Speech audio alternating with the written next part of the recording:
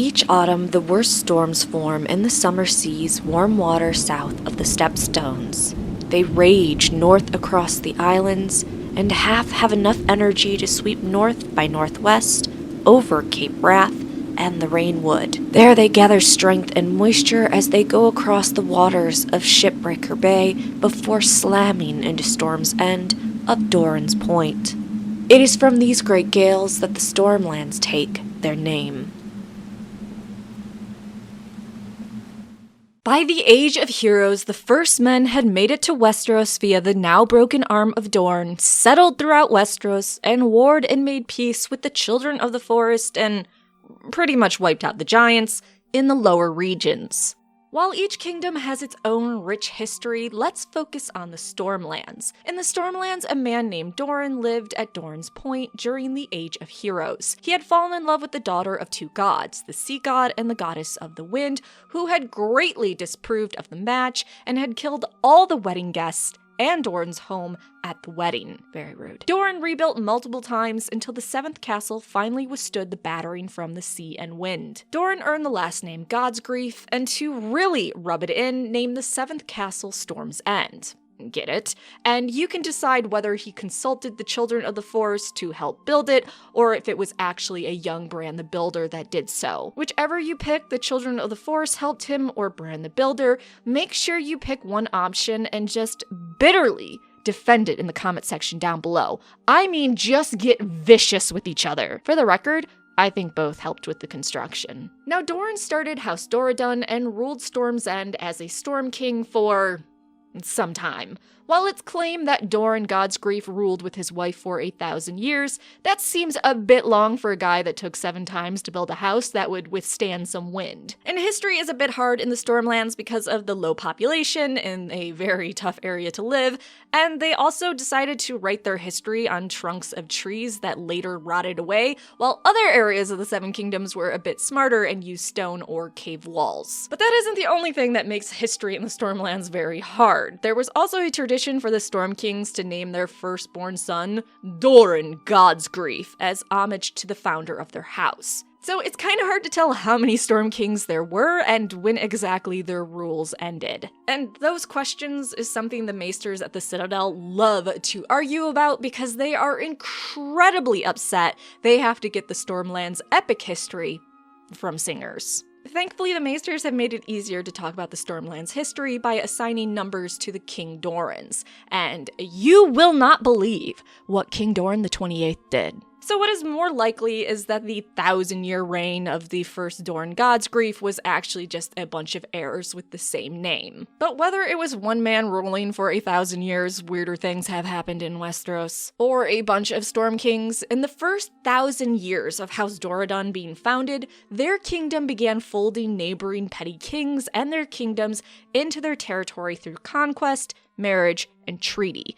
Though mostly conquest. Century after century, House Doradon took control of more and more of the Stormlands. And sometimes they took land and then returned it just to take it again. For example, while the first Storm King took the Rainwood, his son Doran the Devout returned it to the Children of the Forest. Then a century later, Doran Bronze Axe took it back. But what do we know beyond that? According to maesters, songs actually give us some pretty good clues. If they have an ounce of truth to them, we can credit the death of Lun the Last, King of the Giants, to Doran the Dour at the Battle of Crookwater. But was he the 5th Doran or the 6th?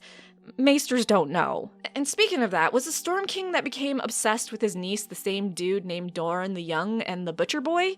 The same man that dammed an entire river with the corpses of the Dornish? Oh, and he may have been the person to hold back the Dornish in the battle by the Bloody People. If so, was he really killed by his brother, Eric Kinkiller?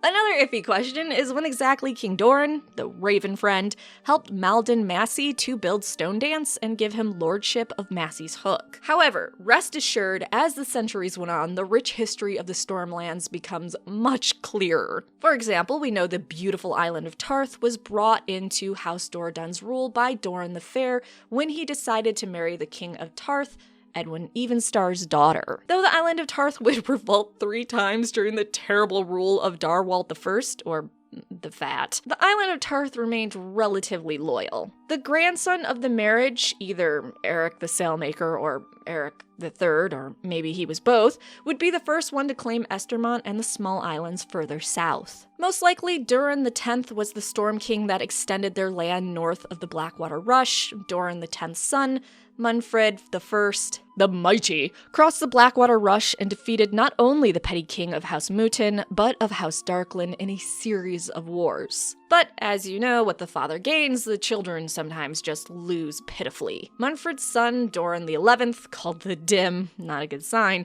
and his son, Baron the Beautiful, lost the prosperous port towns of Duskendale and Maidenpool and even more. Now, Darwald I, yes, the same Darwald I that I talked about with the island of Tarth revolting 3 times during his rule. During his rule, the Massies also left, and on Cape Wrath, a woods witch called Green Queen was holding the Rainwood hostage for almost a generation. Darwald lost so much respect, lords, and lands that people said his rule extended no further than a man could urinate off the walls of Storm's End. But time goes on, and even fat people die. King Morden II would eventually rule and name his baseborn half-brother Renard as his castellan. And Renard was a complete bamf. Think Robert Baratheon on cocaine. This guy pretty much ruled the Stormlands, though he wasn't king. Then he became king when he married King Morden II's daughter, and within 5 years decided to crown himself. Sadly, it was actually Morden's own wife that put Morden's crown on Renard's. The rumor was she was fucking him too, which I 100% agree. Thankfully, he didn't kill his brother and instead locked him in a cell in the tower. For 30 years, Renard the Bastard showed the Stormlands who ruled them. He killed petty kings and rebelling bannermen in battle after battle after battle, while screwing a daughter from every foe who bent the knee. He even had 23 wives at one point. Oh, and 99 sons. Funny enough, just like him, most were bastard-born and didn't get any inheritance. Because of this, there are many small folk from the Stormlands that claim thousands of years later they have some royal blood in them. And despite everything he had done, he had made the Stormlands powerful again. Next, King Eric VII came to the throne, and he claimed that he didn't care about the quarrels of strangers in a land far away. And then, the Andals came to the Stormlands. So join me next month when I talk about the Andals invading the Stormlands. Like, subscribe, and come back for more sci-fi fantasy.